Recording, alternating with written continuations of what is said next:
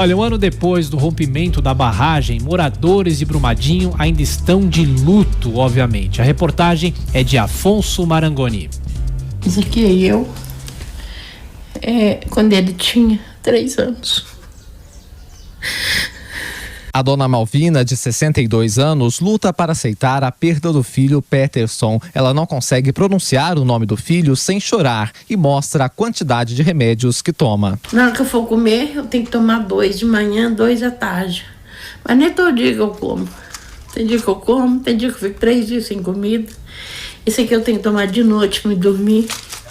Isso aqui eu tenho que tomar 3 vezes ao dia. Ela conta que tem uma sensação de impunidade após o desastre. Eu só espero justiça, espero prisão, porque eu acho que eles não vão ser presos, não.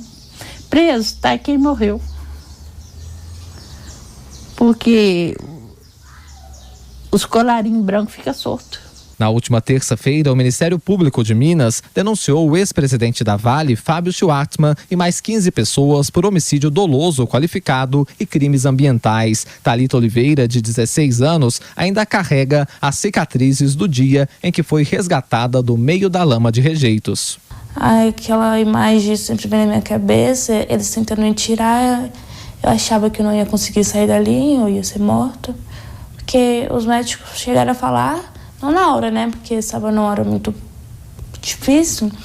Às vezes falaram que eu saí da lama viva para morrer no hospital, porque estava um caso muito extremo. Ela ficou internada por 6 meses, toma 20 medicamentos todos os dias e ainda depende de muletas para andar. Thalita passa por dolorosas sessões de fisioterapia e espera, no futuro, poder andar normalmente e não precisar de tantos remédios. 270 pessoas morreram no desastre, 11 continuam desaparecidas. Uma delas é Lecilda de Oliveira, que trabalhava no escritório de recursos humanos da Vale. A irmã Natália ainda aguarda respostas. E a minha irmã estava lá na Vale, ela como os amigos dela, eles estavam no horário sagrado do almoço, ela estava dentro do refeitório. Então assim, eles ainda não a localizaram, mas a gente não aceita falar que eles são desaparecidos. Eles simplesmente ainda não foram encontrados naquele mar de lama que cobriu toda a área. Natália mostra as últimas mensagens que enviou à irmã depois que soube do desastre. Se a barragem rompeu, alerta, aí eu mandei. Pelo amor de Deus, me liga, Lé, por favor, me liga, Lé, por favor. Isso era 12h35. Ela tem esperanças de que o corpo de Lecilda ainda seja encontrado embaixo da lama. Natália diz que a família espera dar um funeral digno para a irmã. É dor e revolta que a gente sente, muita dor e muita revolta de pensar. Se tivesse interditado, se tivesse tirado o restaurante dali, se tivesse descomissionado essa barragem. 6 pessoas foram denunciadas por causa dessa tragédia. 16 pessoas foram denunciadas por causa dessa tragédia, exatamente 2 dias. José Maria Trindade, no Congresso Nacional houve CPI, mas por enquanto nada, né, Zé Maria? Mas o Congresso pode muito pouco fazer no caso deste crime, né? Mas isso aí deixa uma marca para a sociedade e, inclusive, para as relações comerciais. Veja bem, Tiago, eu quero que essas pessoas sejam condenadas, não só denunciadas. Isso porque eles têm responsabilidade e eles sabiam do risco e o risco era alto demais. Tanto é assim que nenhum diretor da Vale estava lá. E veja bem, não era a primeira vez. Foi a 3ª barragem no mesmo estado a se romper. E a população lá embaixo sem saber o que estava acontecendo porque acreditava. Dizem alguns que o capitalismo nasceu exatamente da crença. É quando você entra num restaurante e tem a certeza, você acredita, de que a comida está sendo muito bem feita e respeitando todas as regras de higiene e tudo certinho. Se não existir essa confiança, não há capitalismo. É por isso que, além deste crime contra esta população, não só contra os que morreram, mas também contra os que estão vivos, sofrendo as consequências, há um abalo na credibilidade, há um abalo no capitalismo. Esse hábito da sociedade, que é um dos pilares da sociedade, da humanidade, eu diria, né? O capitalismo é um presente da humanidade, ele não pode ser lucro acima de tudo e acima de todos. Isso aí, esse crime de Brumadinho merece punição exemplar até para evitar futuros crimes como estes. Um diretor ganha mais de R$100 mil, não é à toa, é para assumir responsabilidades, é para assumir a credibilidade do sistema e da humanidade. Veja bem, ninguém moraria ali embaixo de uma barragem daquela se não acreditasse na Vale.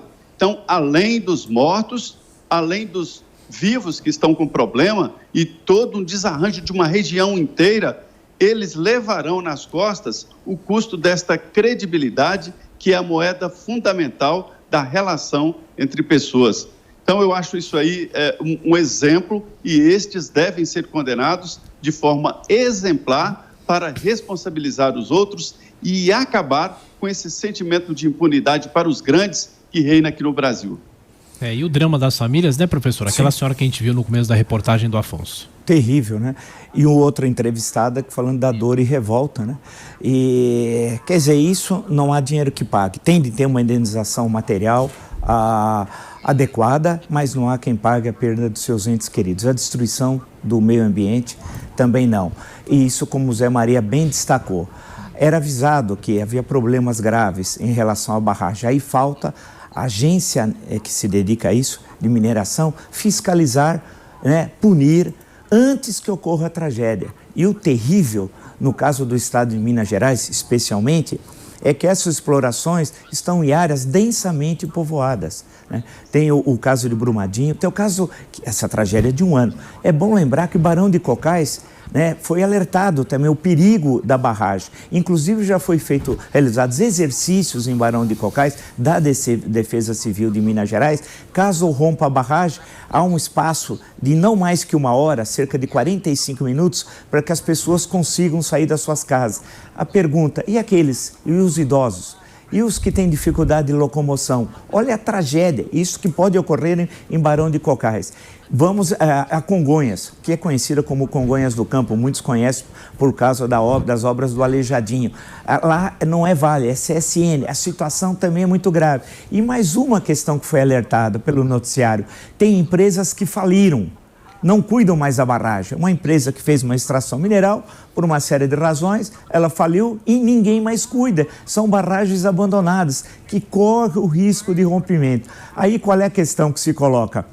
Fiscalização, punição e mais do que isso, cuidado para que essas barragens não rompam, né? Essa que é a questão central. E em relação à Vale, eu li o relatório da Vale, está disponibilizado, ao menos estava até recentemente, vale.com, você clica lá, investidores, eu fui ler quanto ganhava a diretoria. Era uma fábula, bônus disso, bônus daquilo. E o mais triste é que quando esse senhor Fábio Schwartzman assumiu a presidência da Vale, o seu slogan era Mariana Nunca Mais. Porque em 2015, no distrito de Bento Rodrigues, em Mariana, já tinha ocorrido aquela tragédia que nós acompanhamos aqui. Então, parece uma coisa trágica, né? A desconsideração da empresa em relação à natureza, em relação às pessoas e à sua história. Não, tem de pagar, uma indenização devida, mas nada vai fazer que os entes queridos voltem à vida. E os traumas vão ficar para todo sempre, como uma das senhoras mostrando o seu filho. É terrível, terrível, terrível. Foi vendida a ideia de que o governo faz tudo mal e que a iniciativa privada faz tudo bem. E no processo de privatização iniciado ali com o PSDB no governo Fernando Henrique Cardoso, foram criadas as agências que fariam este papel. As agências estão cooptadas de transporte, a Mineral nem se fala, não tem nem funcionário, né? E a gente vê que nós ficamos órfãos, porque não temos nem o Estado para gerir as estatais como antigamente, e isso cada vez mais será descartado, não há mais motivo para o Estado ter empresas, né? Mas as agências são peças fundamentais. Depois da privatização, é a agência que faz a regulamentação e age em nome do consumidor. E aqui no Brasil, não é só a agência que regula a extração mineral, mas todas as agências, todas estão descapitalizadas, as agências não têm especialistas e não agem, ninguém confia nas agências. Então, confiar em quem, né? A extração mineral, professor, é uma relação danosa, é uma relação abusiva.